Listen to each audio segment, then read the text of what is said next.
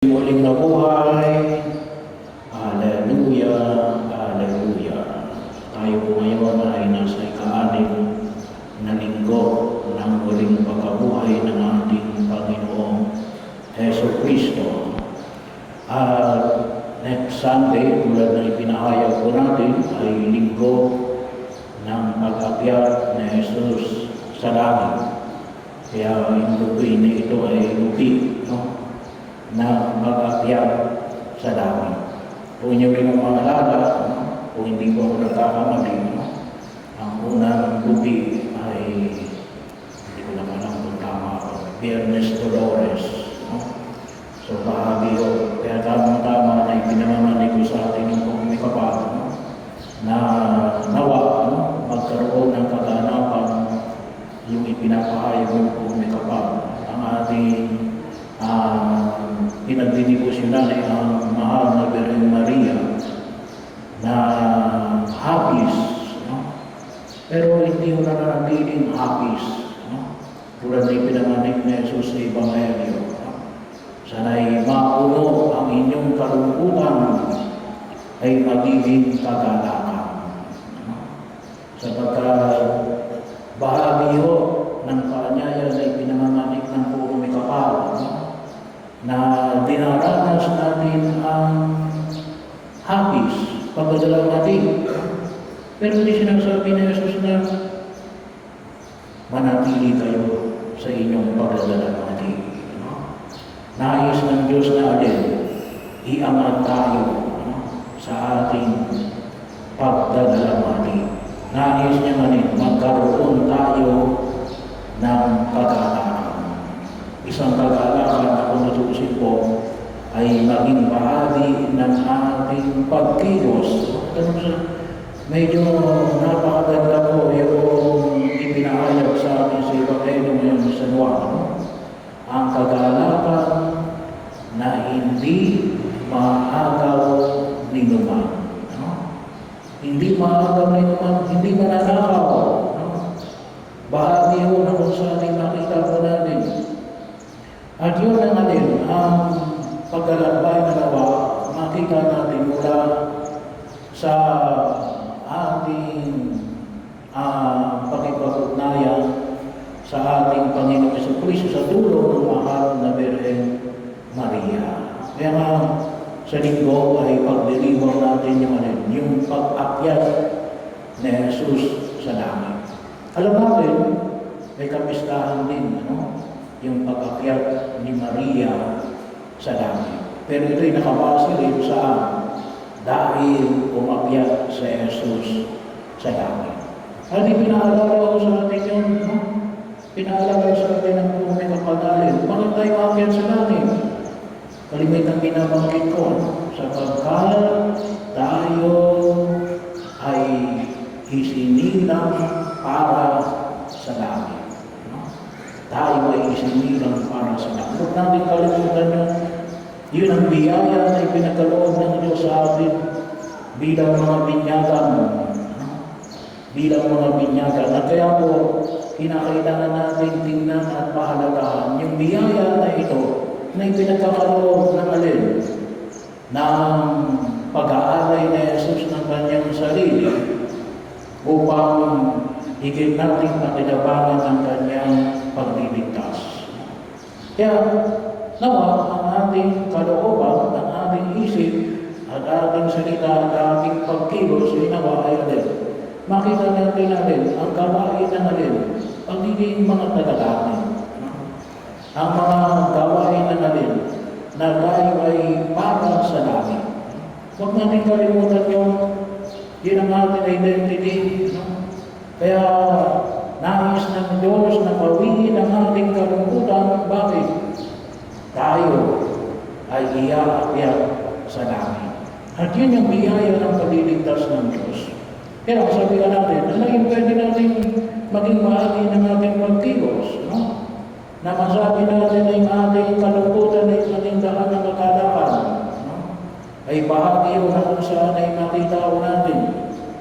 Ay sabi nga natin ay una, napakalagang makita natin yung kahalagaan ng alin. Paghingi ng kapatawaran. Paghingi ng kapatawaran. Alam nyo, yung ating sakit, no? Every time na tayo mumumisal, mararamdaman ninyo yung kagalakan. No? Kasi iniakyat tayo, no? Nawawala yung ating kasalanan. Kaya bahagi yung ng pagkilos na kung sa ating nawahi, di sana natin pakinabangan ang sakramento ng patuloy na pagpapatawad ng Diyos sa ating mga kahinaan at kakulangan. Pero sabi nga natin sa daigdig na ito, nagsusumikat tayo natin, iwasan ang kasalanan. Sa paano pamamaraan, bilang mga nagdiriwang ng pagkakayat na Yesus sa langit. Una, iwasan natin ang pagmumura. Iwasan natin ang pagmumura. Bahagi yun eh. Bakit? Kapag tayo nagmumura, bagaman siguro sabihin natin ay wala tayong intention, pero alin? Ay pinapakita natin yung alin? Yung kabulukan ng daigdig na ito. No? Kaya hindi natin namamalaya natin, kapag tayo nagmumura, ay ang ipinapamanik natin ay ang mga bagay na hindi panglangit. Yun yung mga bagay na alin? Panglupa. Well, sabi nga po, may kanya-kanya tayong pinanggagalingan. No? May mga taong talagang naging bahagi ng kanilang buhay kasi yun ang environment na kinabilangan nila. Pero sabi nga, iwas-iwasan natin, pagsumikapan natin, mabawasan natin. Sabagat sa ating mga salita, malaki po yung epekto kapag ang ipinamamanig natin ay alin, ang mga bagay na makamundo.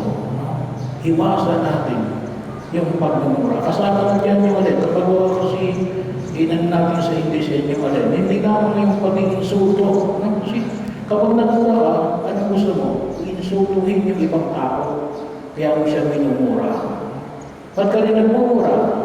Sabi nga natin ni alin, gusto mo siyang sumpain. Because hindi mo yung gawain ng mga tagalangit ang sumumpa, ang mag-isip ng mga bagay na nakasasakit sa kapwa mo tao. Pero mostly, ang sinong sinasaktan natin? Yung sarili natin. Kasi ano yung pinagdalibay natin? Yung galit natin. Hindi po yan gawain ng mga tagalangit.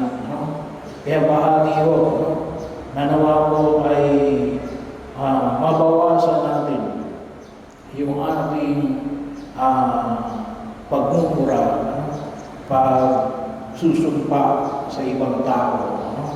Bahagi yun ng kung saan ay makita ko natin. Kaya napakalaga yung alin, yung elemento ng napakalaga ng pagpapahayag ng pagpapatawad natin. Kasi ito po yung daan na ating tinahak.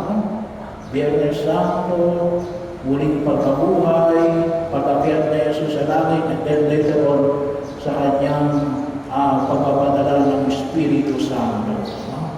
Kaya ito ang panyaya na ipinapamanig sa atin ng Omega. Bakit natin gagawin yun? Kasi bahagi yun. Sinabi ni Jesus, hindi maagaw ang kagalakan.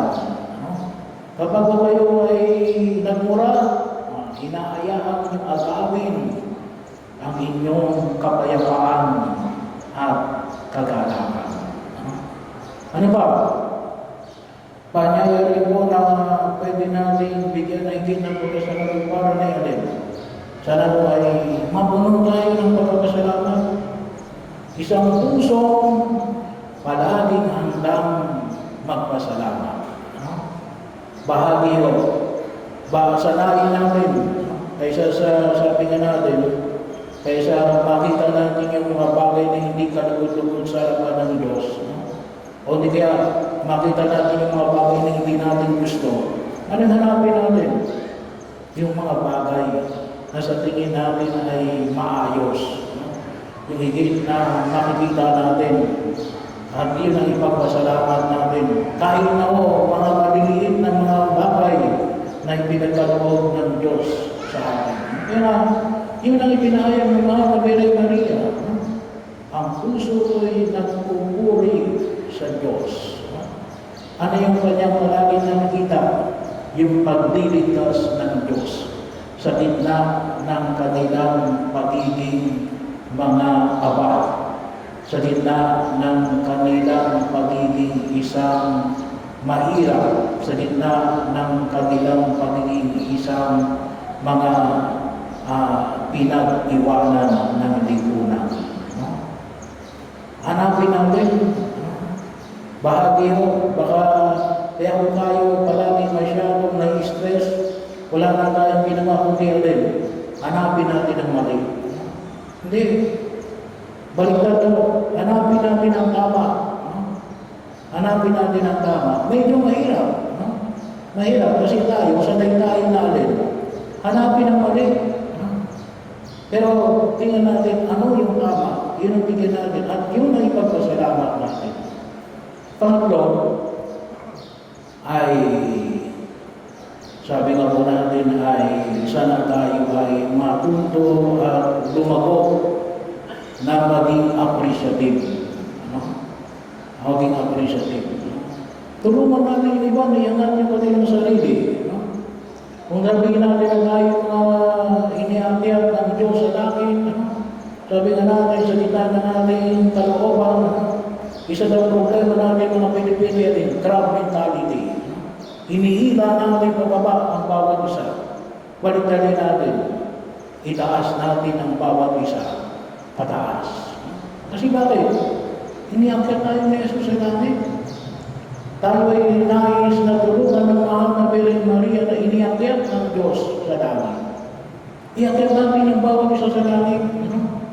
Bahagi o maging bahagi ng ating pagkilos natin na kung may nakikita tayo na dapat natin i-appreciate, sabi na natin ay tapikin natin sa balikat yung mga taong gumagawa ng mabuti. Kasi tayo ay alin, sanay tayo na alin, punain ang mga gumagawa ng kalokohan. Okay rin yun. Kaya lang, sabi nga, para malaman nila na may ginagawa silang mali. Pero, pasalamatan din natin at papurihan natin, i-appreciate natin yung mga bagay na tama at ginagawa na kung saan na higit na kalugod-lugod sa harapan ng buong may kapal. Para magkaroon din ng lakas, kaya kung minsan yung ibang tao, tama naman yung ginagawa nila, pero bakit sila nangihina? Walang moral support. Nagkukulang tayo sa moral support. Hindi lang mo sa loob ng pamilya. Ngunit ito pati sa ating pinagtatrabahuan. Sa lipunan. Kahit na sa simbahan. Kumisa kahit na sa simbahan, kumisa na nahirapan tayo natin. Papurihan natin yung mga tao may magandang mga ginagawa. Hindi ho yung papuri natin. Kasi may hihilingin ka. Ang galing natin magpapuri eh. Kapag may hinihiling tayo, kung di kayo nagpapalapad tayo ng papel, hindi. Magbigay tayo ng papuri sa nararapat. Kasi bahagi rin naman natin yan. Katarungan. Katarungan. Sabi nga natin, katarungan niya ng tao natin. Makita niya na, maganda pala yung ginagawa niya. Kaya dapat natin siyang palakpakan at magkaroon ng lakas na alin. Makatulong pa sa iba para maiangat natin ang katayuan natin bilang mga alin, bilang mga anak ng Diyos, bilang mga kasama ng mahal na Birhen Maria na nagdalang hati, ngunit na naging kagana.